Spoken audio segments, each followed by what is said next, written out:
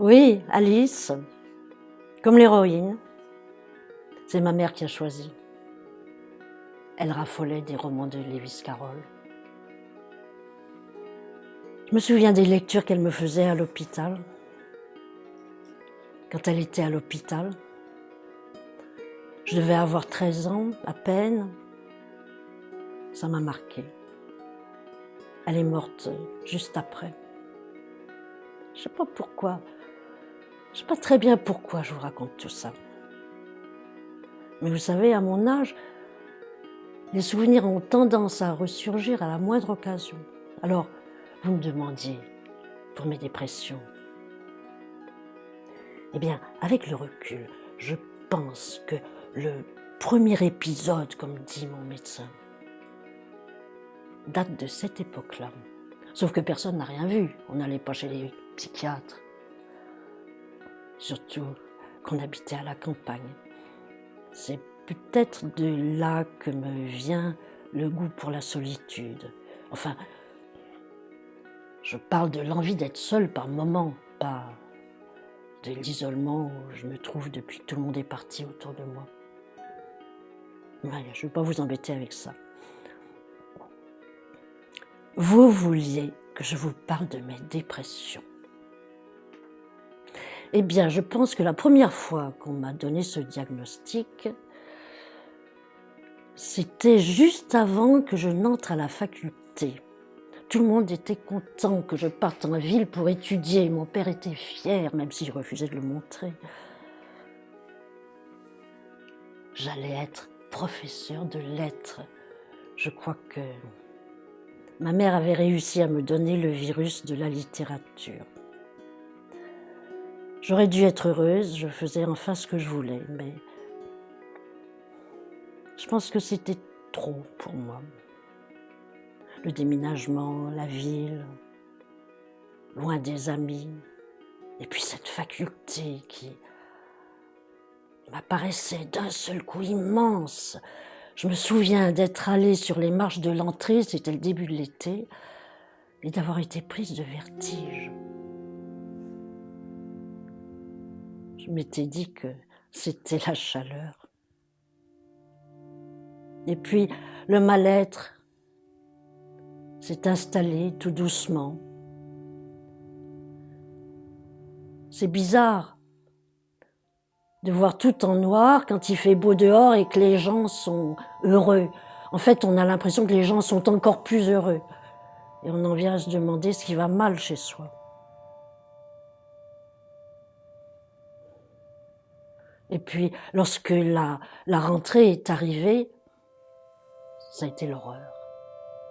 Je mangeais plus, je dormais plus, je travaillais 10 fois plus que les autres pour un résultat médiocre. Je savais que je n'avais pas le droit d'échouer.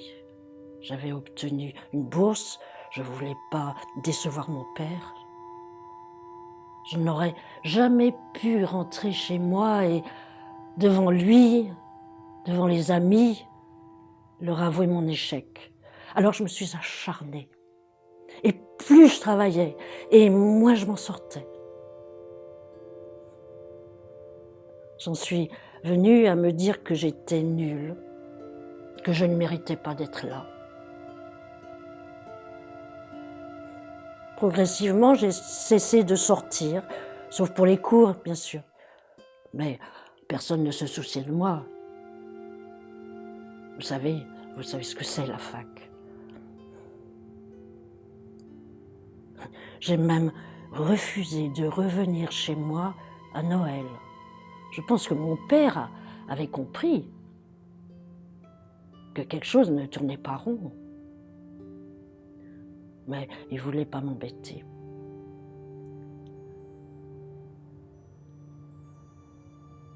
À partir de janvier, du mois de janvier de cette année-là, j'ai totalement cessé de m'alimenter.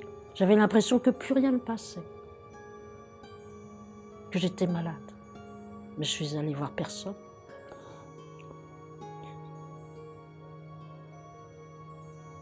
Finalement, j'ai dû être hospitalisée.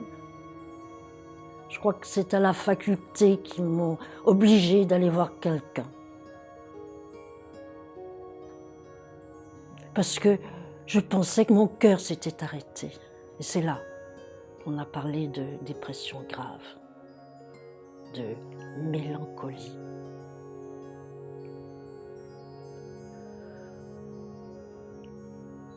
Ils ont fait venir mon père.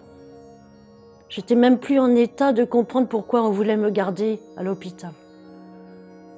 Je répétais qu'il fallait me laisser mourir, qu'il n'y avait plus rien à faire.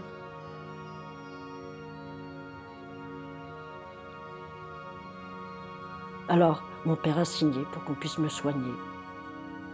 Oh, je garde pas de grands souvenirs de ces moments. Tout ce que je sais, c'est qu'au printemps, j'ai pu reprendre ma vie. Avec un traitement à prendre tous les jours et des entretiens réguliers.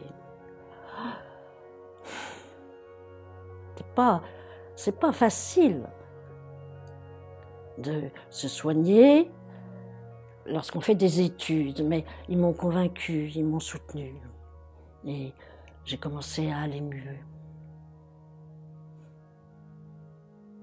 Oh, pour le reste, j'ai eu une belle vie. J'ai eu la chance d'avoir une belle vie.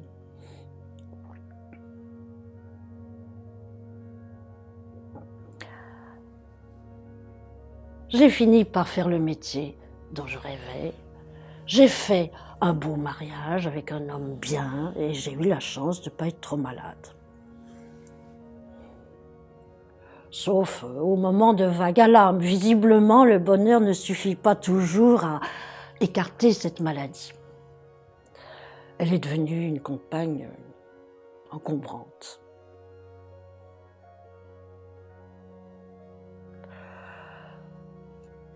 Mais à chaque fois, je m'en sortais, à chaque épisode. Pas toute seule.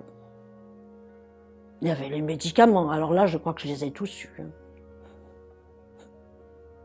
Et la psychothérapie.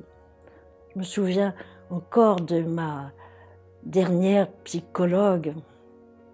Elle était touchante, à toujours vouloir que j'aille mieux.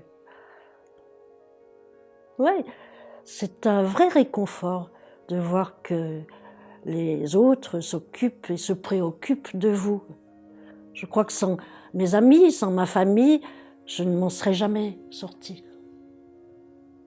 Ah, et il y a le sport, ça c'est mon deuxième psychiatre qui m'avait conseillé ça. À l'époque, on se moquait un peu, mais aujourd'hui, on a montré les bienfaits du sport pour les maladies, y compris psychiques.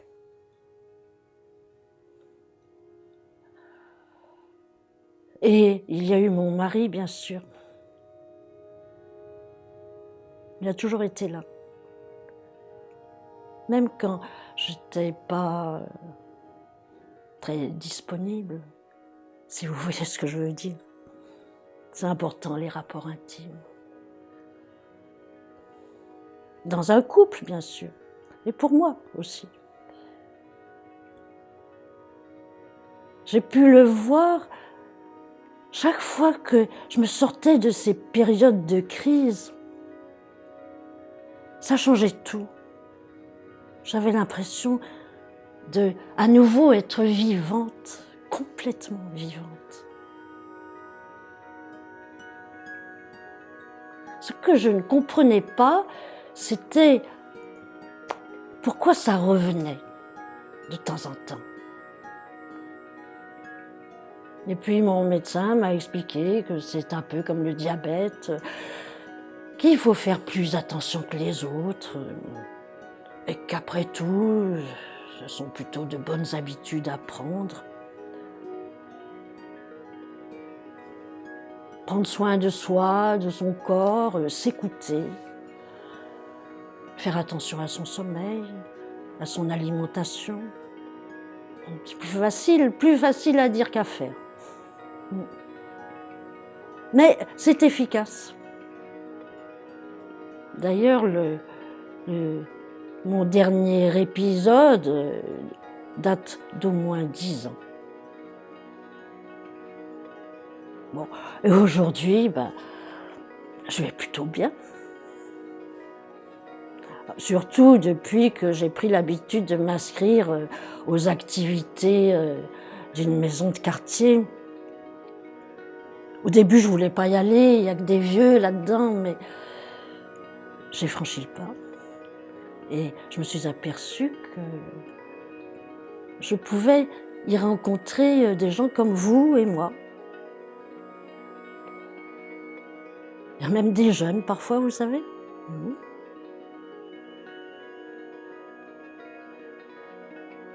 C'est important de pouvoir parler à quelqu'un de temps en temps,